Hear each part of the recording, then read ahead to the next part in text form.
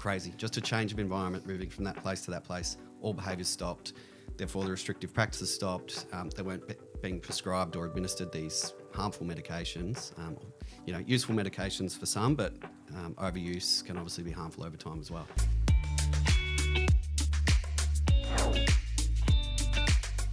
You're on Westsider Radio, coming to you live from the Kindred Studios right here in Yarraville, Melbourne's western suburbs. Thanks for tuning in.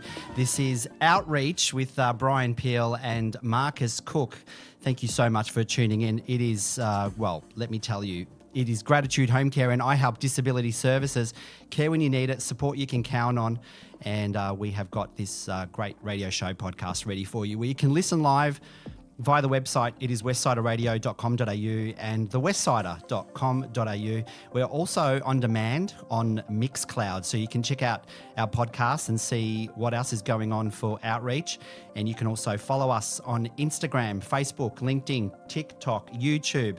We are all over it. We are also streaming online. We are on the camera. So if you are over on YouTube, you're probably watching this right now. I'll give you a quick wave. Hello.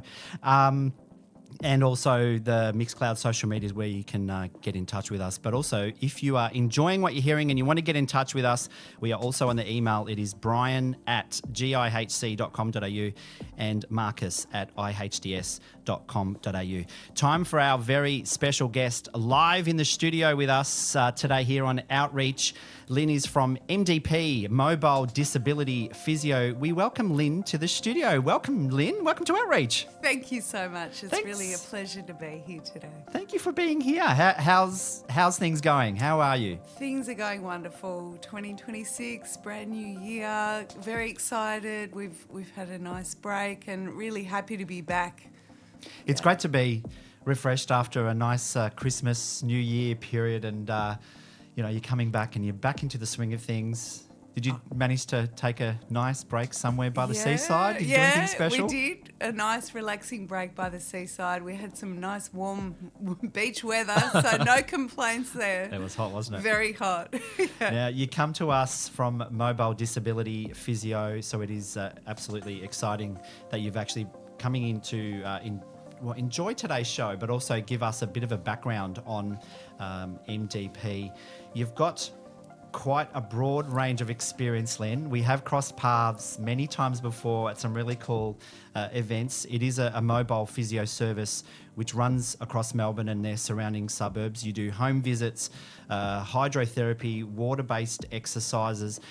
Give us your take on MDP and some of the services you provide.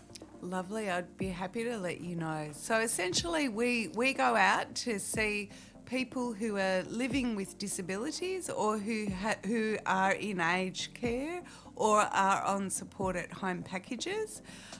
We help people who have issues with mobility. We look at people's transfers, their ability to get on and off a chair, in and out of a car, to help with their walking. We do a thorough assessment, and then from there we're able to set up a customised home exercise program to target specific areas to help them improve mobility. That's exciting. So in terms of supported home packages, more so for those with aged care, there's obviously a different need for those that have disability and needs via the NDIS funding packages. How does MDP manage, distinguishing both? Yeah, we do see both. So we see people through who are NDIS participants through Mobile Disability Physio, and we also see people on aged care packages or supported home packages through the same company. The same physiotherapists do the work. Essentially what we're looking at is people's ability to move.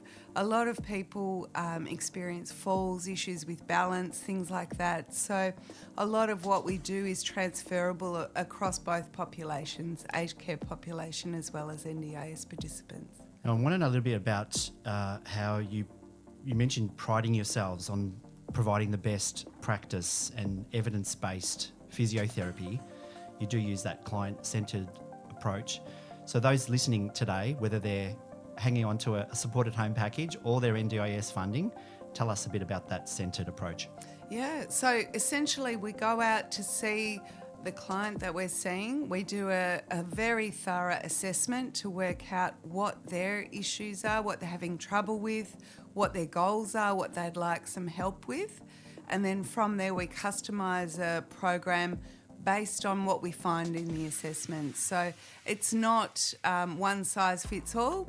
It's very individual, very tailored, very customised based on what each individual needs and also what their particular goals may be. You have mentioned that, having a very customised physio plan based on what their individual needs are and their goals. Obviously, the NDIS plan has some really key goals on that, and I'm sure those with supported home packages have their own goals as well that they want to strive towards. That is a main part of what you do.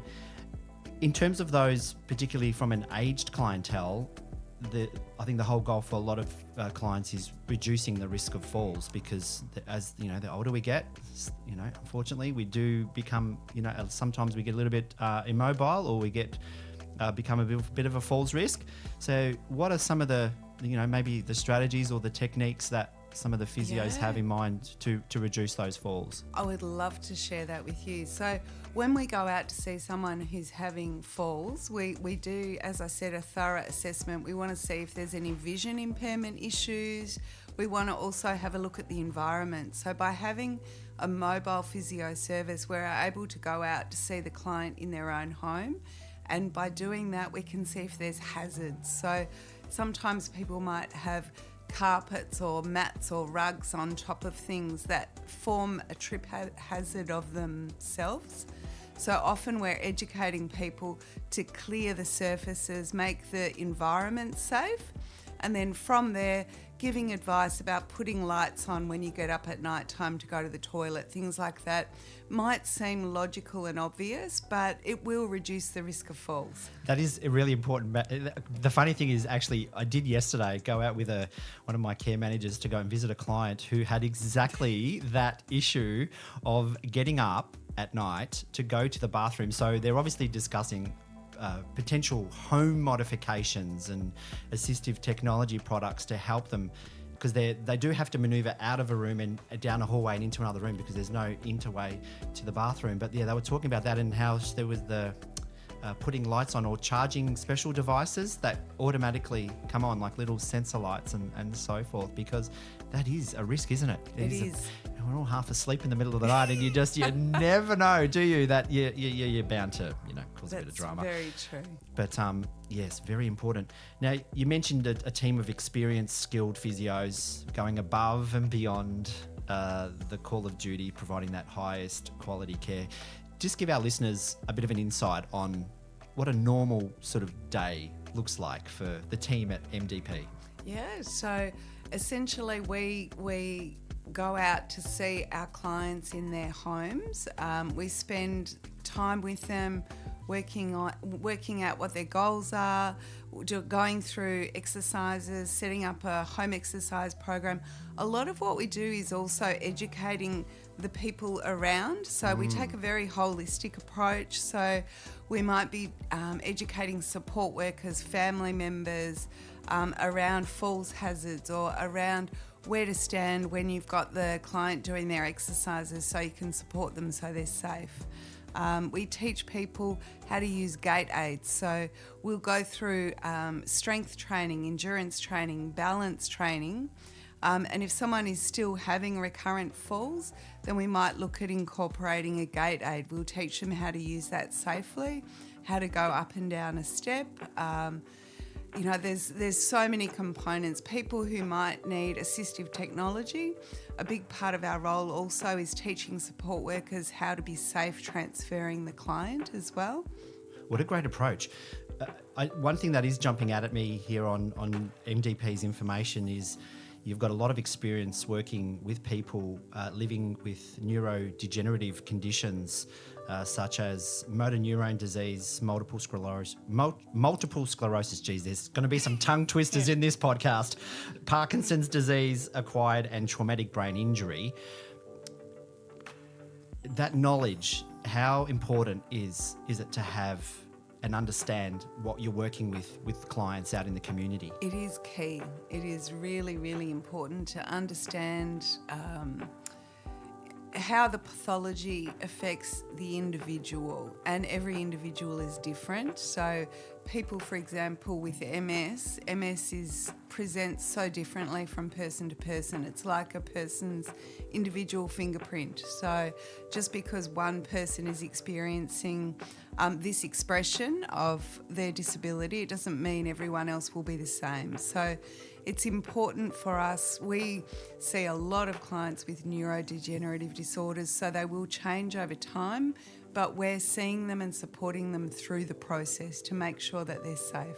And the thing is too, it becomes a real visual for people out there who don't really have an understanding on what some of these diseases can do and represent. I guess from a clinical perspective, there is that clinical knowledge that comes behind it. But myself, I don't know the clinical side, but you see it visually, like just seeing the effect of motor neurone disease, particularly on the likes of Neil Danaher, particularly, who has declined obviously over a period of time. How does a physiotherapist work with that condition? Because it must be really challenging at times too, even though they've raised so much funding and so much money for the MND association as well. Is it an area that MDP like to work in with clients? Absolutely. It's a real honour and a privilege to be able to assist people who've been diagnosed with a neurodegenerative illness and to be able to make a positive impact in their life. So what that might look like, if someone is referred to us early on after their diagnosis, they might still be working. They might be having some mobility issues. We might need to look at introducing something like a walking stick, going through energy conservation education, things like that, some exercises to maintain the strength in their quadriceps. And then as the disease progresses, we support along the way. So look at introducing assistive technology, different gait aids that provide more support along the way. A big factor is also comfort, pain management, posture. So we take a very holistic approach, and because we're on the ground going in, seeing the participant relatively regularly, we can liaise as well with support coordinator and let them know if there's any changing needs. The one thing I do like about the community, the outreach side of things, Lynn, is going into people's homes rather than coming in rooms. So you are going into people's homes, into people's environments. How does that differ from that really, rigid, strict based of coming into a clinic or a practice to be reviewed by a physio? What's the difference? Yeah, that is a wonderful question and shows a lot of insight and understanding. So I've worked myself within physiotherapy for 30 years. I've worked in the hospital setting, in the rehabilitation setting, in private practice and also in community. And for me, to be able to go to visit someone in their own home is a level of intimacy that you do not replicate in other settings.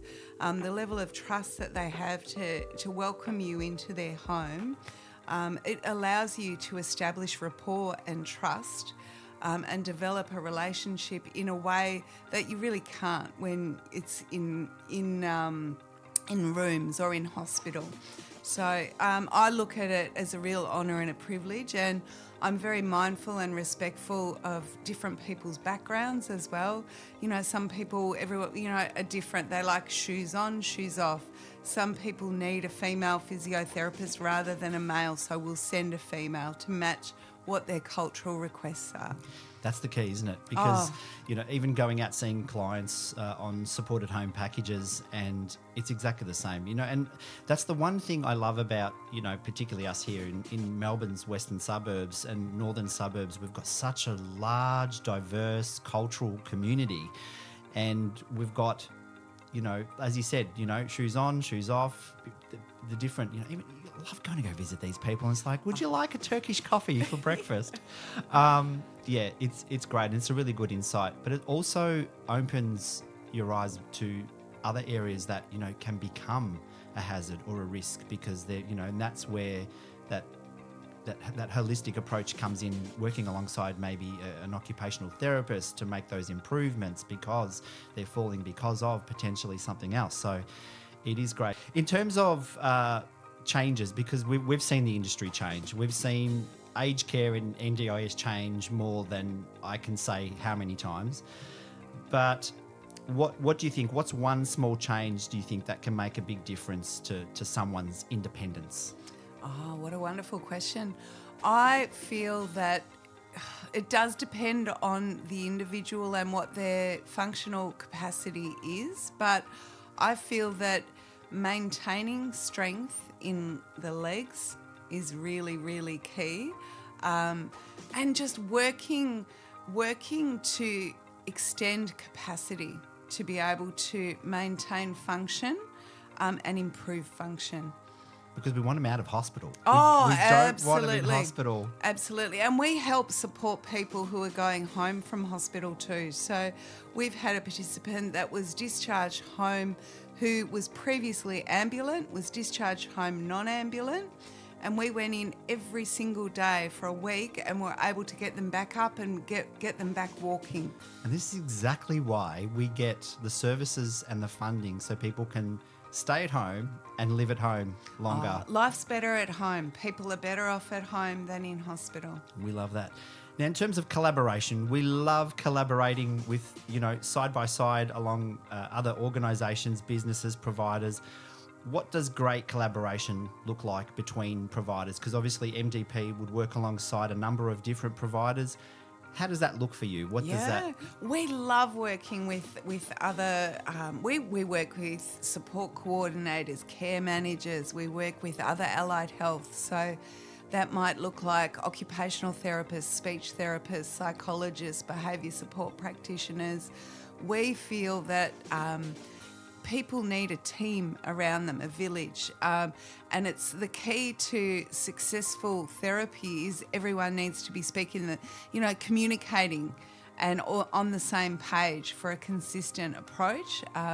So it's really key for us to, when we see someone, we keep progress notes, we share the notes, share the knowledge, so that we're all on the same page. And that is the key, because even having that NDIA background myself in the past is having a physio work alongside an OT or a speechy. What are some of the referral pathways that people can make? I'd love to go through that with you. So, particularly in the West, for example, we've got clients in Footscray, Yarraville, Spotswood, Newport, Williamstown, Altona, Point Cook, Hoppers Crossing, Wynnum Vale, Werribee. We go out to Geelong as You're ticking all the boxes then. That is Tarney, pretty Melton. much 100% of this whole area. Yeah. We honestly, we go everywhere. And the way we manage provider travel is we group participants in a particular suburb or area on the same day to minimise any provider travel time, so it's more efficient for us. Excellent. But also more cost effective for the participant or the aged care client. That is so good, because a lot of those questions do come up, don't they, about do I need to pay how much for travel? Yeah, is funding and budget is key. We understand it has to be price effective. Now, speaking of the western suburbs, we've got all colours of the rainbow out here in the west. Physios who speak multilingual or other languages. Do you accommodate for that? We do. We've got a lovely physiotherapist, Martina, who is multilingual, speaking English, French, Cantonese, and Mandarin. Oh boy. Okay. Can you imagine? Right. 4 languages. How Right. impressive is that? All right. Well, as this time goes to air, does she have capacity right now? She people? does. She does. Okay. Well, folks, I reckon you need to definitely get onto that one. But special requests, I know you mentioned, whether you need a female or a male physio, having that particular need for a particular sex of a physio to work with. Your head office is based over in Moorabbin? Yeah, that's correct. And you travel all over Melbourne. Tell us, how do we refer to MDP Mobile Physio? Thank you. Well, essentially, you can ring up Cara on mobile 0408. Get ready, Cara. 504 189. You're welcome to visit our website on mdpmobilephysio.com.au. and we will send you a referral form. And from there, it will normally take maybe 48 hours to process the referral. And in normal situations, we can normally see the new client within a week. Lynn, thank you so much for coming in. Again, the details, MDP Mobile Physio 0408 504 189, and it is mobiledisabilityphysio.com.au, and they are supporting clients for physiotherapy needs across the NDIS and aged care, home care packages as well. Lynn, thank you so much for coming in on the show today. It's my pleasure. Thank you for your time today. There's the Teskey brothers and Carry You right here from Westsider Radio, coming to you live from the studios here at Kindred in Yarraville. Thanks so much for your company wherever you are listening to us. You might be tuning in right around the world via we're streaming on Mixcloud. So if you want to download our podcast, you can see what's going on over there. Head over to Mixcloud on demand, and it is Westsider Radio from Kindred here in Yarraville. Myself, Brian Peel, and also my very special guest, my marketing guru, Marcus Cook, as well, who's working tirelessly in the background to get things going. And it is thanks to Gratitude Home Care and I Help Disability Services. Care when you need it, support you can count on. You can listen to us via westsiderradio.com.au and thewestsider.com.au. Two great, businesses, organisations supporting the West Side and the western suburbs across Melbourne. You can follow us on Instagram, Facebook, LinkedIn, TikTok, and YouTube. We are all over it. Thumbs up from the marketing manager. He's like, yep, that is exactly where we are. And you can give us a cheeky follow. It is Brian Peel and Marcus Cook online as well. But if you are an organisation in the aged care or disability sector wanting to reach out to us, our emails are brian@gihc.com.au and marcus@ihds.com.au. Time for another guest, a very special guest in the studio. Colby is from National PBS and works in a range of areas, which I'm going to pick his brain about. But yeah, QA manager, registered psychologist, registrar, and advanced practitioner. Welcome to Outreach, Colby. Thanks very much. Pleasure to be here. Great to meet you. Thanks so much for your time and coming in to share a little bit about National PBS and some of the work that you do for clients and participants in the NDIS space. Just give us a little bit of a background. I know that is a pretty heavy title to carry, QA and psychologist. Tell us about your background and what you do there at National PBS. Yeah, so I actually started off as a disability support worker many years ago, and whilst I was sort of studying at university, I was working through that and working through different spaces there. I also worked in the aged care sector, and then eventually finished my degree. And I actually specialised in community psychology, so it's a little bit of a different branch to clinical psychology, where we focus on the systems that have an impact on people's lives. So you can see how that would closely align to people living with disability. A lot of the time they're impacted by, the NDIS, their supports, the support workers, the funding they have. So community psychology does line up really well there, and that's kind of what led me into, I suppose, behaviour support. And then a friend of mine studying the same degree actually started this business, and he initially got me over just to help out while one of his staff were on maternity leave. And here we are 5 years later, so it's been quite the journey. And just to tick the boxes for the Melbourne metro area, you're based in Moonee Ponds. Is that where the head office is based? Moonee Ponds, yes, Correct, yep. So we'll give listeners a bit more of a background towards the end of the chat and how they can refer and reach out and make contact with you. But one of the key points you mentioned, which I find extremely interesting, is why disability support often becomes a system-centred instead of person-centred. Can you elaborate a little bit about that and how, compliance and that real quality of life and outcomes all comes into that? Yeah, I think there's some real challenges in the space now. And don't get me wrong, we've come a long way. I think we all know that we've come a long way in the last 5, 10, 15, 20 years. But I think there's some real challenges in the space now where we're getting really obsessed with the compliance side of things, and we're losing track a little bit of quality of life and the actual outcomes for our participants. So a lot of these different reports and plans that we're required to produce use a lot of funding, and they take up a lot of time. A comprehensive behaviour support plan and a functional behaviour assessment is one example. They're two required plans for anyone with restrictive practices. they can use up, half the participants' funding. When we talk to the participant, they actually don't want the plan. They won't read the plan. The supports won't read the plan. They want us out there in real time, in real person, delivering strategies with them. And that's just one of the challenges. But I do understand at the same time we do need to have or be sure that the reporting of those restrictive practices is mandated and does go through the NDIS. But I think just some of the work around that needs to be really closely looked at. Because you have also mentioned that there is a need for more peer-reviewed research and providing samples, focusing on those living with different disabilities and allowing for more evidence-informed support. Elaborate a little bit on that. Yeah, so research is something I'm really passionate about. I work in the research space a little bit as well on the side. And I've published some different studies, including some studies on people living with disability. And we know that in Australia, around 20% of the population live with a disability. So it's, you're looking at 1 in 5 people. That's a pretty significant number. But we also know at the same time that 30% of all peer-reviewed published studies actually have exclusion criteria that excludes anyone living with a disability. And we know that from the published studies, the represented sample of people living with a disability is only around 2 to 5% at an estimate. So the research that's published out there just doesn't have any evidence on people living with a disability. And then how can we apply those findings to people living with disability and know that those impacts directly reflect people living with disability? Do you think it's also because of the, ignoring factors like you mentioned, sleep, nutrition, stress, safety, all those types of things? Do you think they're contributing factors where they're just missing the mark with a lot of people out in the community? I think 100%. And we look at even, we can just break down that a little bit further and just look at a couple of those things. But even nutrition, we know that half the population are deficient in either vitamin D, B12 or magnesium.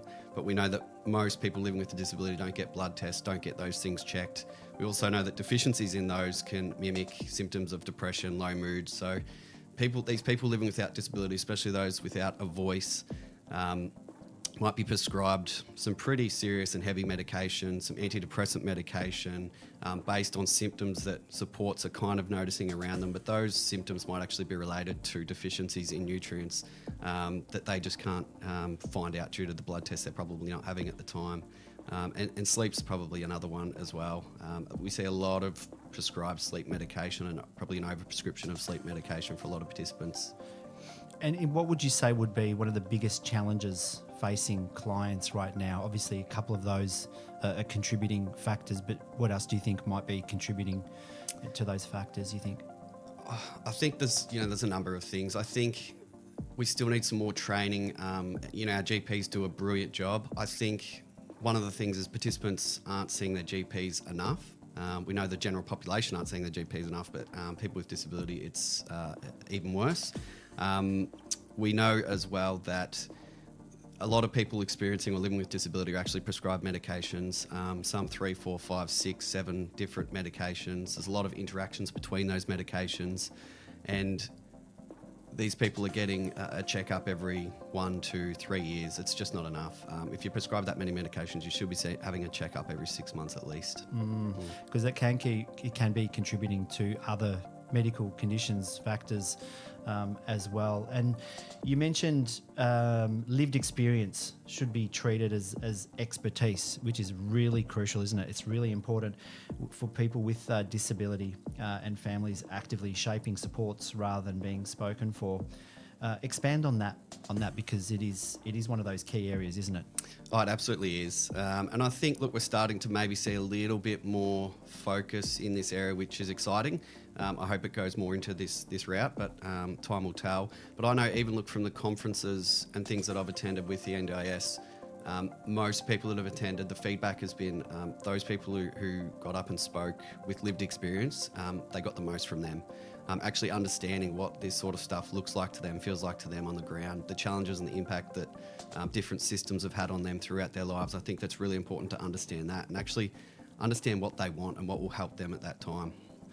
I want to give you an example because I resonate with the next point and a bit of a personal story. So a relative of mine in a SIL SDA in Sydney enjoys her swimming on a Friday, and she's non-verbal, but when she's not picked up and goes, her behaviours skyrocket. And it was something that didn't really jump out at the team at the start until I'm like, well, she likes her swimming, and that's probably why her behaviours have escalated. And lo and behold, they took her swimming later that day and completely, regained control and it completely de-escalated. You do mention that behaviour is a form of communication, and why many risk of harm behaviours are responses to those needs being unmet. From your professional standpoint, tell us about that. Yeah, I think, look, going back to my first piece of behaviour support work, I was working, we're working with the last few participants in the last disability institution in Victoria, so that was in Colac. A lot of people know the history of disability institutions in Victoria and around Australia is pretty horrific. The environment is just not a great one. It's a very cold, old, the carpet was worn, smells throughout the whole place. There were a lot of participants. There weren't many supports. The ratio to support to participant was very low. And we had, particularly the participants that I was working with in that space had several risk of harm behaviours that they were expressing at the time. A lot of restrictive practices that are exposed to try and manage those risk of harm behaviours, a lot of overuse of medication as well by supports. And we found that once we moved these participants into small homes, these were newly built homes specifically designed for people living with disability. So they were quite separate spaces where they could enjoy their own space. It was comfortable, it was warm, it was new, and a much better ratio of support to participants. We were seeing behaviours just completely extinguish, gone. Makes a difference, doesn't it? Crazy. Just a change of environment, moving from that place to that place, all behaviours stopped. Therefore, the restrictive practices stopped. They weren't being prescribed or administered these harmful medications. Useful medications for some, but overuse can obviously be harmful over time as well. It is. We hear about it, in the news on a regular basis. It is, in some ways, a crisis with people suffering from mental health. Your experience in that psychologist background and working under national PBS, but also from a general perspective, the consensus from all the countries around the world are experiencing a higher turnaround of people who are suffering from mental health illnesses. I don't even know where to start with that topic, to be honest, Colby, because it's a beast, isn't it? There's so much going on in that space. What's your take on it? No, it really is. It's a concern at the moment. Look, there's so many factors that can come into it. There's so many different theories as to why these things are increasing. Technology and devices is one that's been pointed to. Obviously, that's changed recently. Again, nutrition. We all know that we're not eating as well as we did 5, 10, 15, 20 years ago. A lot more processed foods, all that sort of thing. And we look at all those types of things, and these are things that people living with disability are also experiencing more of. They have their foods often prepared for them. Often supports think they're doing the right thing, giving them what they, maybe different fast foods or preservative-ridden foods that they want. But at times we're probably overseeing their need for nutritional foods that can actually help them along in that space as well. That's a really good point, because nutrition does come up, and I do go back to the a case of our family member over in Sydney who likes to snack in the middle of the night, likes to get up at 3 a.m. and open the fridge door. How important is it to have those healthy food choices, you think? Oh, it's critical. Without the restrictive practices, though. Of course, yeah. No, it's critical. And look, I'm actually registered as a nutritionist as well. So that was a space that I've previously worked in as well. So it's another area that I'm passionate about, and it's something I would like to see more of in the disability space. It's something that's probably ignored at the moment to quite a significant degree. We see a lot of support for occupational therapy, behaviour support, but yeah, when it comes to that sort of nutrition side, it's something that's often overlooked. And we know that nutrition plays a big role in how we feel and our mental health and even our sleep as well. So people out there listening and they're thinking, I'm experiencing this issue in our SIL home, in our SDA. What are some strategies you think they could put in place for, how to reduce or eliminate some of those restrictive practices around food choices, for example? Yeah, it can be a really challenging one because, we do want to give our participants choice as to what they eat. But a lot of the time as well, what we do see is supports around them, maybe making food or preparing food for their participants or with their participants and thinking that it's the type of food the participant wants. And I've seen this before, and even risk of harm behaviours happen around this. So we're making the same type of meal for different participants. There are a lot of risk of harm behaviours happening around dinner time, and they weren't sure why that was. And I said, let's just cook 2 completely different meals, sit them on the bench, and let the participant choose what they want. And they chose every time the food that they weren't getting prepared at the same time. So it was a rice type dish that they were having every night, and this was a different dish, and they were choosing the different dish every night. The risk of harm behaviours ceased. So I would just encourage supports to look at just broadening their diet as well, just including some different foods, sampling it, putting it on their plate. If they can't verbalise that sort of thing to you, just putting it on their plate and just seeing what they do. If they leave it on the plate, clearly they don't like it, try something else, put that in the bin, and move on, and just keep trying that way. That's the way to do it. I think that's a great way to do it. Now, you mentioned how support workers and family burnout, turnover, and understanding directly affect participant outcomes. That is a really important one because, the changeover of therapists or staff or situations. Tell us a little bit about, maybe some of your experiences about, how you battle that. Yeah, this is a challenging one as well. Obviously, I've worked on the ground, as I said, as a disability support worker as well, so I can understand the challenges there, and burnout does happen, and it is really frequent, and the leave that is taken by support workers is quite significant when we look at different fields in comparison. But we know that there are a lot of challenges, obviously, on the ground with our participants.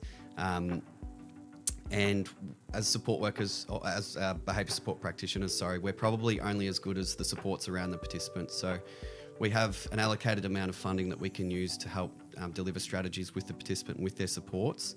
But if their supports are completely burnt out, they might not be able to implement these strategies when we're not there on the ground with them. So it's really important that we monitor them, and we introduce assessments with our organisation as well, just to see how the supports are going around the person, just to assess whether there is any sort of burnout there. It's kind of a little bit of burnout measure. And from there, if there are signs of burnout, then we can look at introducing maybe some extra support hours, different support workers, giving people a break at different times. If it's family, introducing some respite and that sort of thing as well, because it's really important that the supports around the participant are doing really well and able to support the participant in the best way. And consistency, isn't it? Just having routine, habit and consistency can really help level out any of those behaviours. We're speaking with Colby from National PBS QA Manager, Registered Psychologist and Advanced Practitioner. Colby, tell us a little bit about National PBS as an organisation, some of the services you provide in terms of cognitive, psychological, and maybe touch on a little bit about the Medicare and NDIS psychological services as well. Yeah, so we've been around now for, as I said, I've been working here for 5 years, with National PBS for 5 years. Been around for around 6-7 years, I think, we were founded. And yeah, we provide positive behaviour support services to anyone on the NDIS. We also provide psychology services, and then outside of that, with any Medicare clients or Medicare funded participants as well, we provide psychology services there.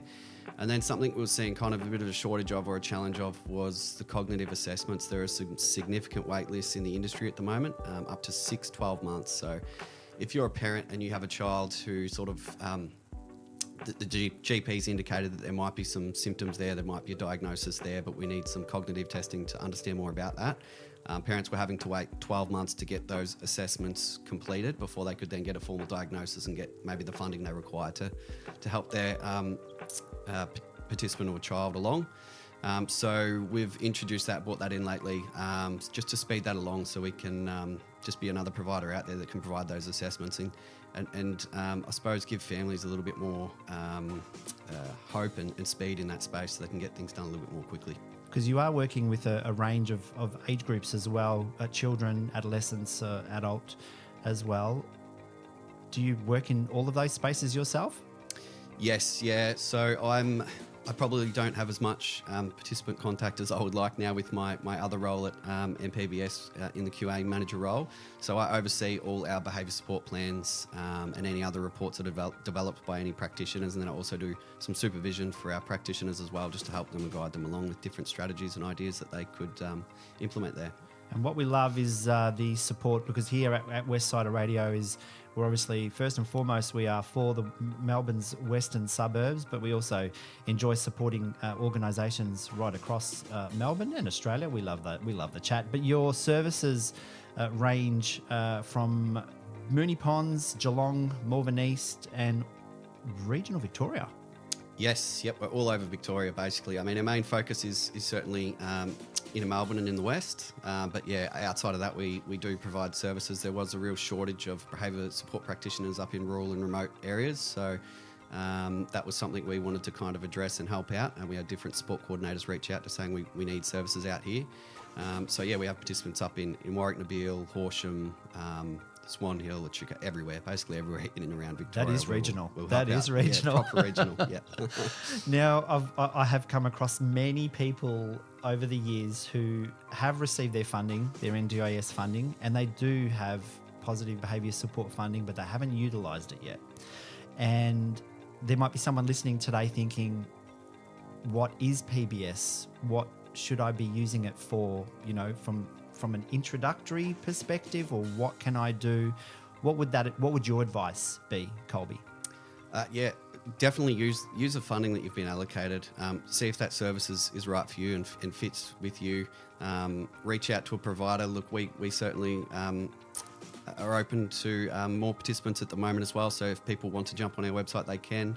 There's other great providers out there as well. But the behaviour support process will involve a behaviour support practitioner going out, meeting you or your child, a different participant that you're working with, undertaking some assessments, getting to know that person, who they are, what they like, what they don't like, and then from there starting to formulate some ideas about why different risk of harm behaviours might be occurring, what the functions behind those behaviours might be, and then kind of addressing those functions with some more proactive pro-social strategies.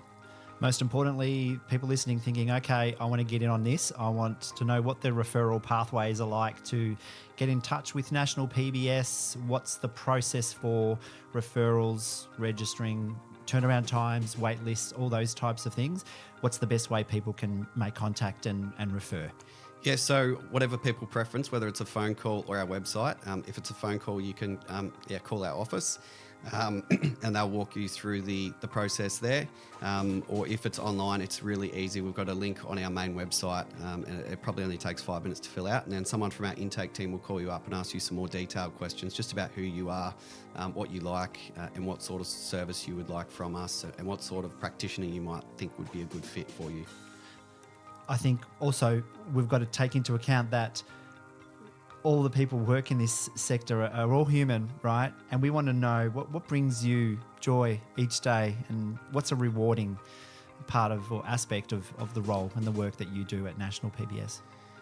I think just seeing the growth and development in people, whether that be the practitioners I work with, or the participants that I work with, or that I co-sign off on different plans as well, and just seeing the progress within those plans and seeing behaviours diminish and seeing their quality of life improve, and the need for restrictive practices reducing is probably one of the more satisfying aspects as well. When we see a participant who's prescribed 2 or 3 different pretty harmful medications, or medications that have a lot of side effects and aren't great for people to be taking long term, to see those no longer needed to be used, you know that's for a good reason, and that's because quality of life has improved and they're happier and they're healthier. It's quite rewarding, isn't it? Just seeing those outcomes and achieving those NDIS goals as well. But we'll probably do a separate episode. We'll get you back in here probably another time to talk about all of the PBS reporting and all the rest of it, because that's probably a whole episode 100% in itself. Yeah.